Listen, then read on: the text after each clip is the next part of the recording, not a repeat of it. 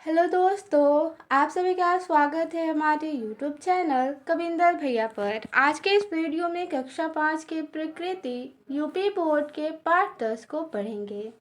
पाठ का नाम है पेड़ पौधों का भोजन। इसके प्रश्न उत्तर को इस वीडियो में पढ़ने वाले हैं। पहला प्रश्न दिया है, प्रश्नों के उत्तर लिखिए। इसमें का नंबर प्रश्न है, कीट भक्षी पौधों के नाम लिखिए। इसका उत्तर लिखेंगे। सबसे पहले कीट भक्षी पौधे क्या होते हैं? तो ऐसे पौधे जो अपना भोजन तो सूर्य के प्रकाश की सहायता से बनाते हैं, लेकिन नाइट्रोजन की पूर्ति के लिए कीटों को खाते हैं, तो ऐसे पौधे कीट भक्षी पौधे कहलाते हैं। तो देखिए, कीट भक्षी पौधों के नाम है Venus, fly trap, pitcher plant, नेफेंथिस और सरसैनिया। ड्रासेरा जिसे मक्का जाली और ब्लैडवर्ट है, ठीक है, ब्लैडवर्ट। इन सब जो पौधे हैं, ये सब इन्हें कीट भक्षी पौधे के नाम से जाना जाता है। आगे है प्रश्न नंबर ख, पेड़ पौधे हमारे लिए क्यों उपयोगी है? इसका उत्तर होगा, पेड़ पौधों से हमें विभिन्न प्रकार के खाद्य पदार्थ प्राप्त होते हैं। इसके अलावा पेड़ों से फल फूल, ईंधन, इमारती लकड़ियाँ, रबर, गोंद, कागज आदि अनेक उपयोगी वस्तुएं प्राप्त होती है। साथ ही पेड़ पौधे हमें ऑक्सीजन देते हैं। पेड़ पौधों से कार्बन डाइऑक्साइड का अवशोषण कर प्रदूषण कम करने में भी सहायक होते हैं।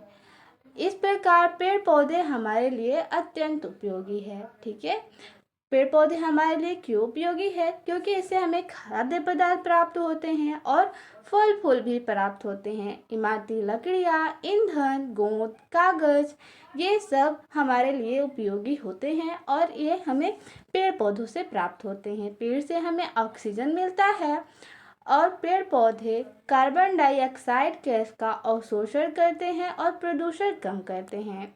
इसलिए पेड़ पौधे हमारे लिए अत्यंत उपयोगी है। तो देखिए, आगे है प्रश्न नंबर ग, पौधे एवं जंतु एक दूसरे पर निर्भर है, कैसे? तो इसका उत्तर लिखेंगे, पौधे एवं जंतु एक दूसरे पर निर्भर है।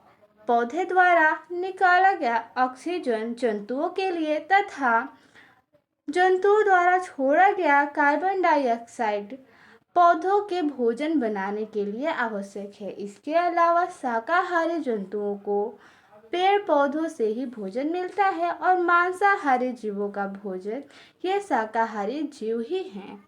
आगे है प्रश्न नंबर घ, हमारे हरे पौधों को स्वपोषी एवं जंतु को परपोषी कहा जाता है, ऐसा क्यों?